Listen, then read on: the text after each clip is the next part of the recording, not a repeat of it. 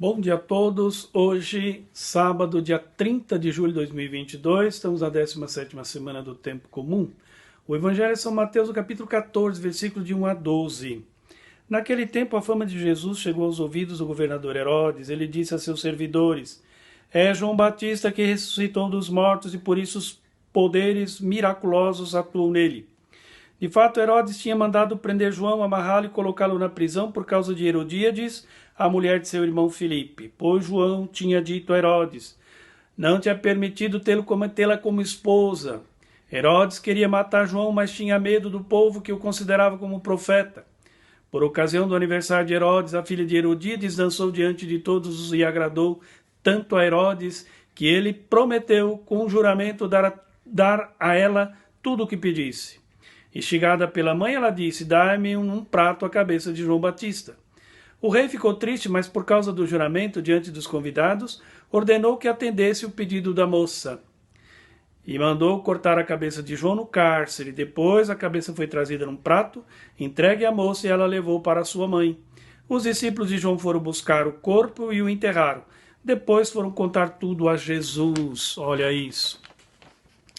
O texto do Evangelho de hoje soa mais como uma grande alerta para quem recebesse a missão divina de convocar o povo à conversão dos pecados e mudança de vida. No caso aqui, os discípulos do Senhor certamente seriam o alvo dos inimigos do reino. O assassinato de João Batista é a prova cabal desta realidade que desde muitos séculos era o grande vilão da história do profetismo bíblico antigo. Os profetas antigos, assim como o próprio João Batista, teriam sido silenciados por quem deveria escutá-los. A imposição aos enviados de Deus seria talvez o maior dos obstáculos que os discípulos iriam encontrar pela frente. Os profetas, um a um, foram convidados a se calar ou desaparecer, se não quisessem pagar com a própria vida. Elias subiu para o céu numa carruagem de fogo. João Batista foi decapitado. O Mestre e Senhor estava prestes a terminar os seus dias pregado numa cruz. O que seria então dos seus colaboradores, ou seja, dos seus discípulos? Embora essa realidade tivesse sido tão presente na vida e missão dos antigos profetas e até mesmo do próprio João Batista, eles não se deixaram intimidar, nem se esconderam, foram fiéis até o fim, porque sabiam e tinham consciência do caráter divino da missão recebida. João Batista foi ousado, bateu até na porta da casa do rei para falar do seu pecado. Cutucou o lobo na sua própria toca, sem medo e sem covardia.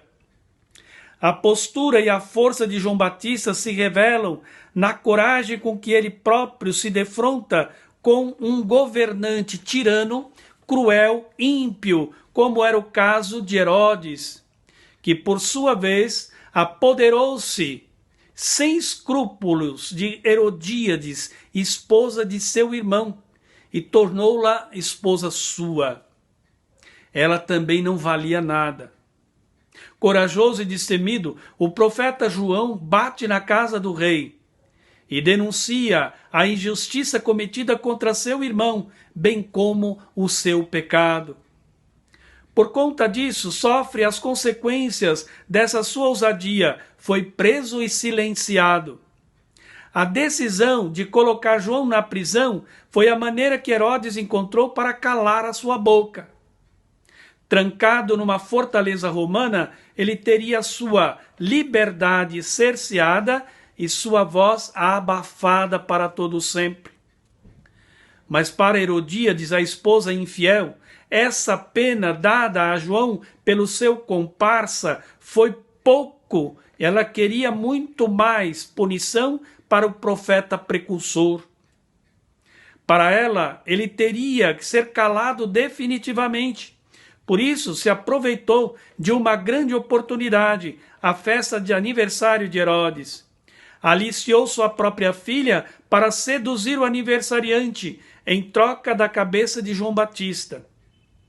Embora, a contragosto, Herodes teve que ceder, atendeu o pedido da moça, que havia sido instruída pela mãe, e mandou decapitar João na prisão, achando que com isso tinha se livrado do profeta indesejado e inconveniente.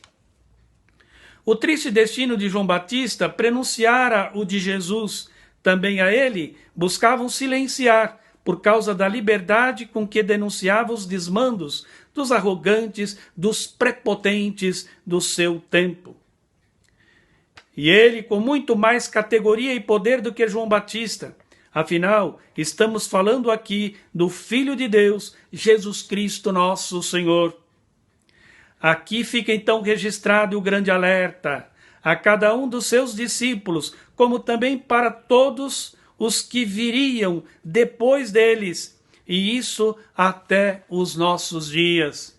Olha só, a bênção do Deus Todo-Poderoso, Pai, Filho e Espírito Santo, desça sobre vós, permaneça sempre. Amém. Tenha a todos um bom dia, bom fim de semana, fiquem com Deus.